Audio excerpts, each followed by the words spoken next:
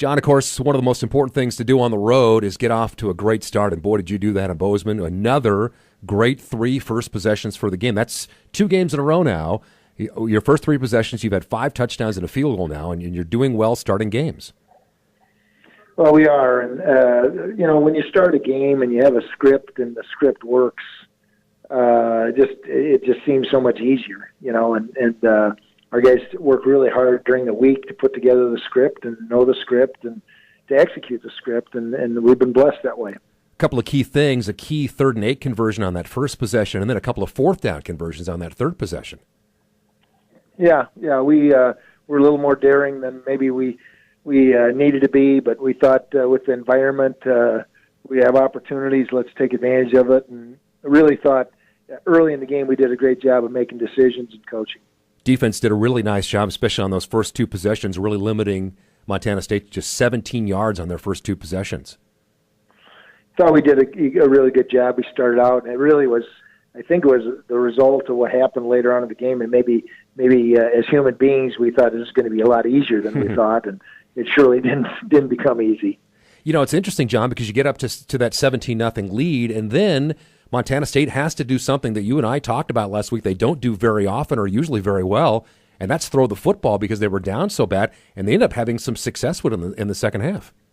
Way too much success. I was disappointed in the way we defended the pass, disappointed in some of our busts, really just fundamental things in defending the pass, and then you just couldn't get a pass rush on him, because when you did get a pass rush, he was too athletic and he had run, and if you didn't get a pass rush, he had time to throw the ball. So they're going to win a lot of games. I believe that this year. And then you help them out with the turnover, too, which doesn't help you preserve that lead.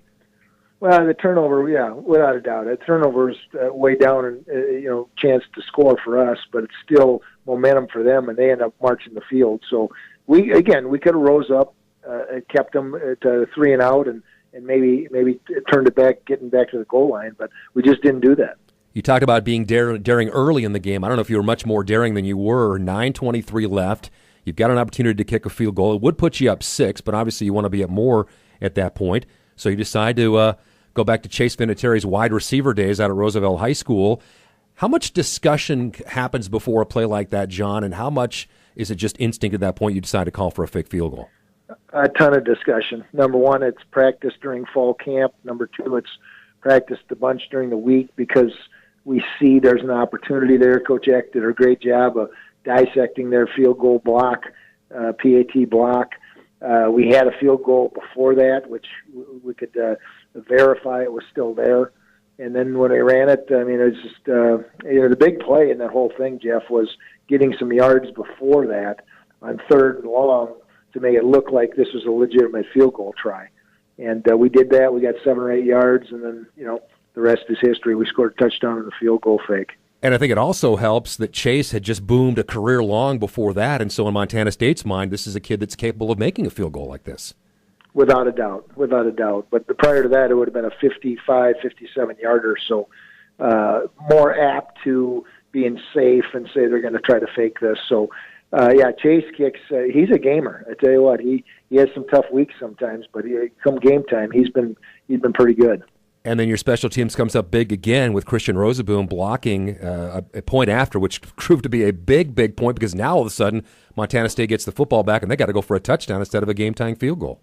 Yeah, that was huge. And we tell our guys, whether it's on the PAT block or just a simple first down play in the second quarter, you never know when you're going to impact the game. And Christian went hard, and they gave him an opportunity, and that was a huge play. You're exactly right in the football game. But you flirt with disaster there. Brady Mangarelli puts the ball on the ground, and luckily through a little bit of kicking the ball around by a couple of people, gets the ball back, and then you only manage a 3 and out there, and so you give them a chance to get the ball back.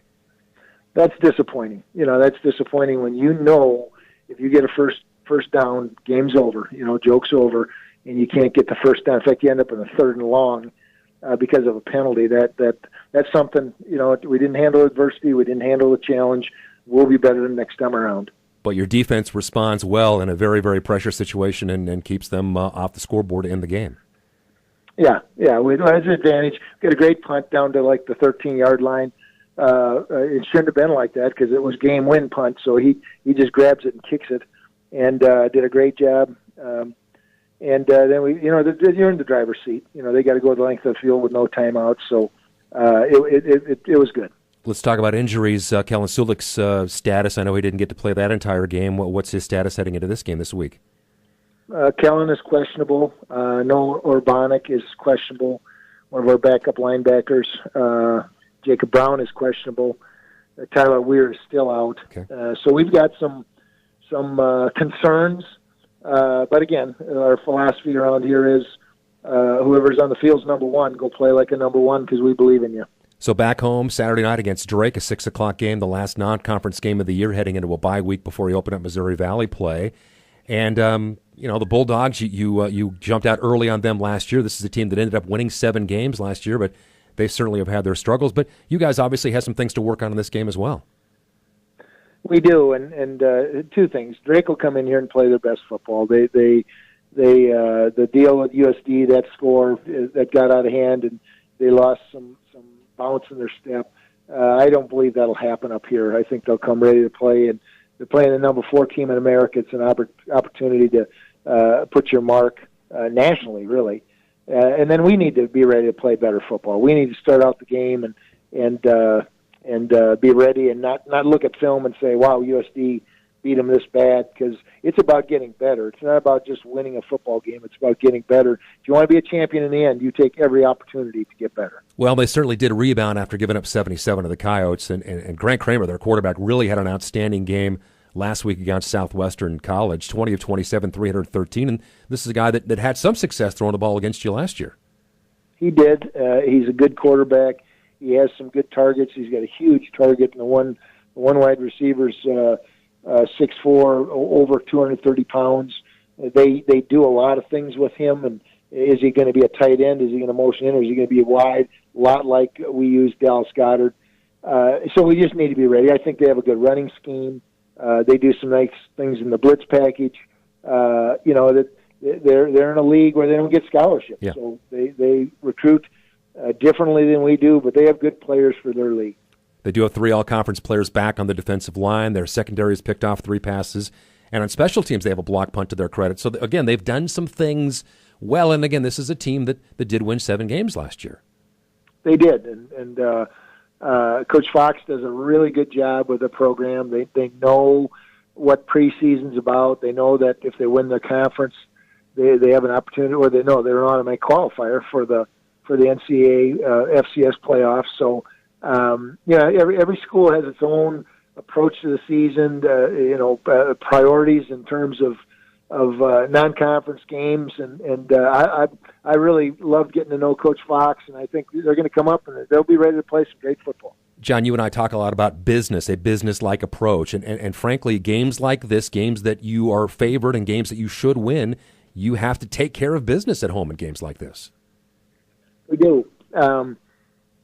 These guys are human beings, and so they look at the film, they look at the game plan, but it's their job to flip the switch and, like you said, take care of business. And only they can do that. And only they know what's on their heart. And I expect our team to do that. We've got winners. We've got high expectations and goals. This is an opportunity to take a step in that direction.